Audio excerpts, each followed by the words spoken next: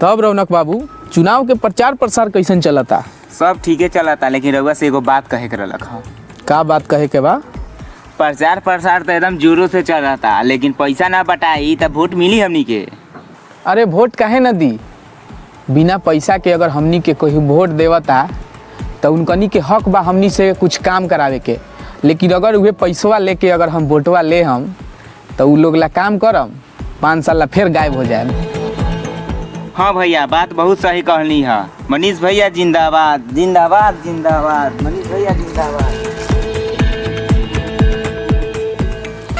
Hello, हाँ विकी बाबू, अरे चुनाव के प्रचार प्रसार में तैका गांव में घूमे के बा, आवा दौरा पर चले के बा।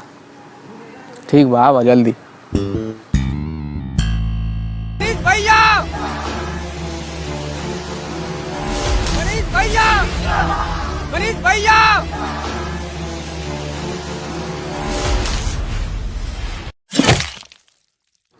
भैया वोट मांगे आयल बानी, देम कि ना? हाँ हाँ, रउए के वोट दे हम। अच्छा, रउआ तो गरीबों के मसीहा ना बारी। हाँ, याद रखम अपना छोट भाई के। ठीक बा ठीक बा। हाँ ठीक बा ठीक बा, चल ले।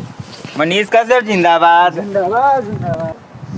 चाचा अपने साफ सुथरा बताओ कि अपने बीजेपी के वोट दे हम कि आरजेडी के वोट दे हम? नहीं, हम मनीष कौशिक को वोट देंगे। अच्छा,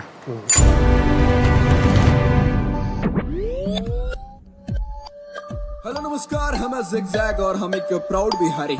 मगर इस बार बिहार को बदलना है, तो इस बार वोट देना है ना जाति देख के ना पार्टी देख के, केवल नेता की काबिलियत देख के। और हमारे नजर में एक नेता है, जी हाँ, मनीष कश्यप, जो बिहार के लाल हैं और भ्रष्टाचारियों के काल हैं।